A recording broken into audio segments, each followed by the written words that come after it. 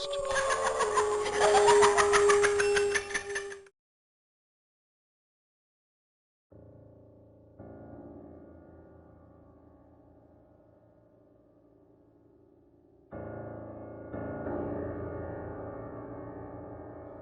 Do you hear it?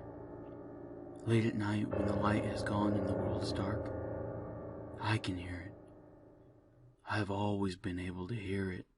It whispers to me, calling me from the dark void that is my closet.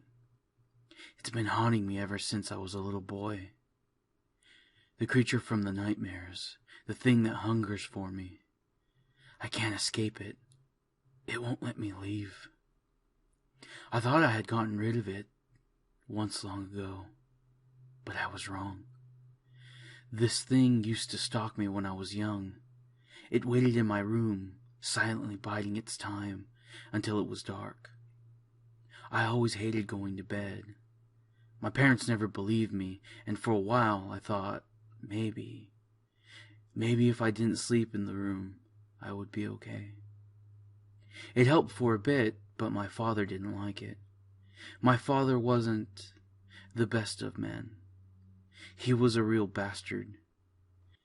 He used to beat my mom and used to put his cigarettes out on my hands. My old man was a real hate-monger. He thrived on the misfortune of others. In fact, he's the reason I'm in this situation in the first place. That piece of shit brought that thing to my house. You see, my dad had come home one night, drunker than he had ever been before. He went into the room with my mom and started to try and get what he wanted from her. The bastard never even bothered to close their door, but she protested against him. He started to beat on her. He took her down pretty quickly, too. One strong hit to the side of her head and she was down. I never seen the rage in that man's eyes like that. He looked at me and chased me back into my room. I tried to hide under my bed, but he caught me by my hair and lifted me up. It was so painful. I screamed as loud as I could in the hopes that maybe a neighbor would hear, but he cupped his hand over my mouth. He got real close to my ear, and in a gritty voice said, "Boy, I'll give you something to scream about. See that there closet? I'm gonna lock your ass in there. You know why? No? Well, then I'll tell you. See, there's a creature I caught a long time ago. A spawn of the devil himself. I ran into him one night when I was out hunting with the boys. Crippled his ass and tied him up. Shoved him in this here closet. Now he's my pet. Every now and again, I have to feed him wimpy ass kids because it's too weak to eat the tough ones. You know what, boy? I forgot to feed him this week. And I'm pretty sure he's starving." I tried to shake loose, but his grip was like iron. There was no way for me to escape. He threw me into the dark pit and closed the doors. I heard him take off his belt, and I could hear him tying the handles together. I tried to push them open, but it was no use. He kicked the door and yelled at me. His last words, "Boy, if you know what's good for you, y'all man up and keep that little trap shut. Otherwise, you'll wake the beast. Stay quiet and just might survive the night." He shut the lights off to my room and stomped away. Everything had become so still for a moment. The last thing I remember hearing was the soft thump of what I think was my mom flopping onto her bed, and the door to their room being locked. I tried to keep myself quiet, muffling my sobs with my hands. It was freakishly cold in my closet. I sat there in silence for a long time. I don't remember it happening, but I had fallen asleep. I dreamt of horned demons and pits of hellfire. I remember waking up from the nightmare and hearing it, the deep and dark voice that I've come to dread.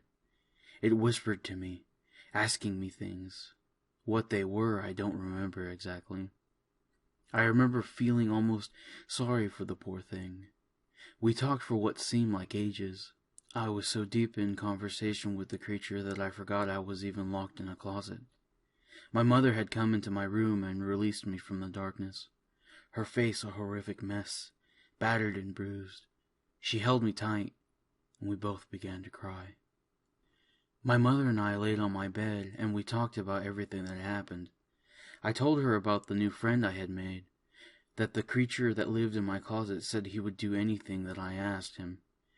I told her about how he hated Dad for what he did to him and said he wanted revenge. My mother just shook her head and told me that everything would be okay, that I didn't need to worry about Dad anymore. She explained to me that the police had arrived not too long ago and had taken my father away. Evidently, my screams managed to rouse the neighbor, and they phoned the police. Everything was okay for the night. About a month had passed. I hadn't seen or heard anything from my dad in that period of time. My mom and I were able to start picking up the pieces to our lives again, but things didn't stay okay for too long. It was a Saturday night. My mom and I had gotten back from renting a movie and getting snacks when we discovered that my dad was waiting for us in our living room. He had a nearly empty box of beer with him. He wobbled where he stood, leering at us. My mom began to scream at him, telling him he needed to leave. He threw his can at her and demanded that she shut up.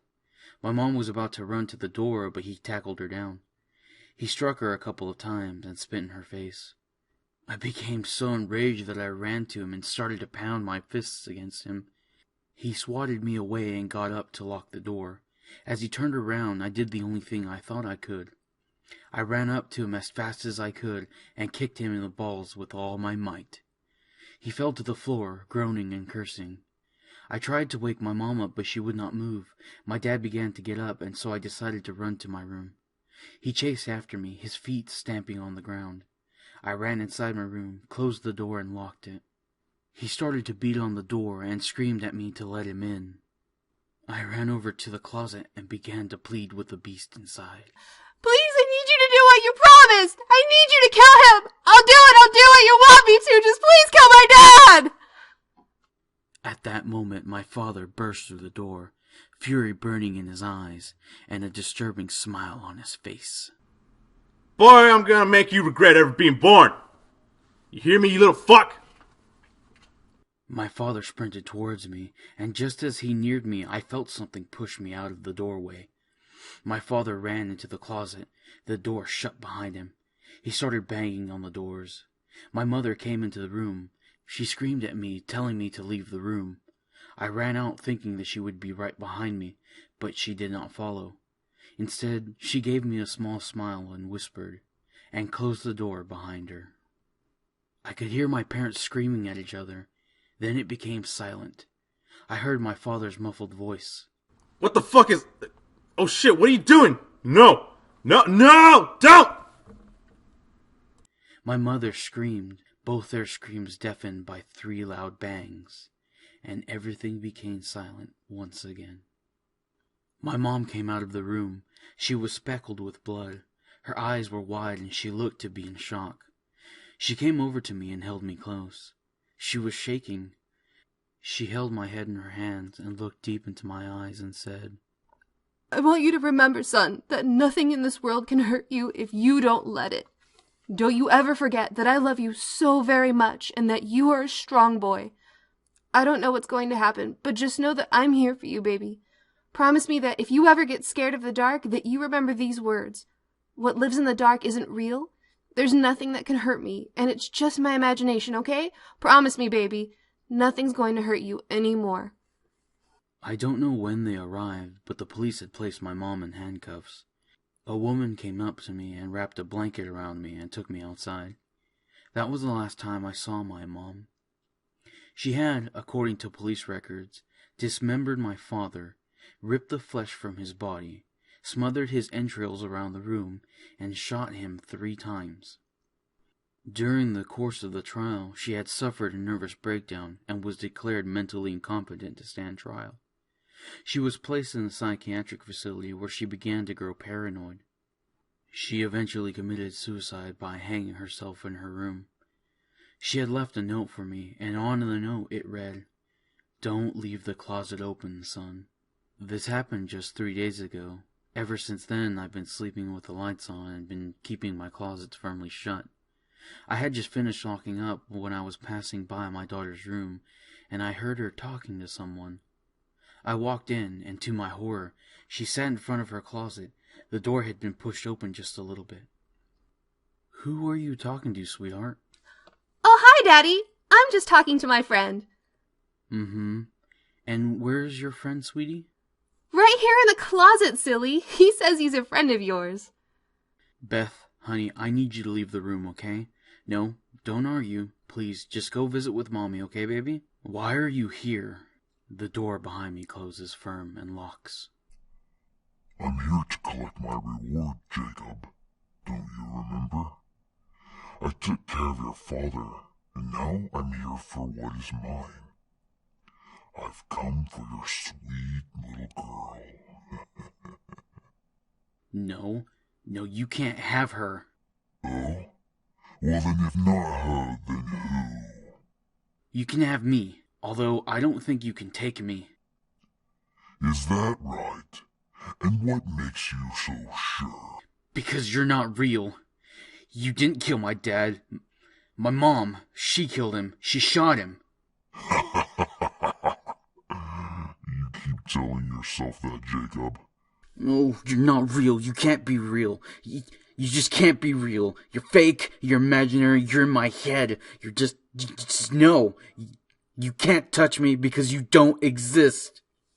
You can deny me all you like. That just makes it funner for me.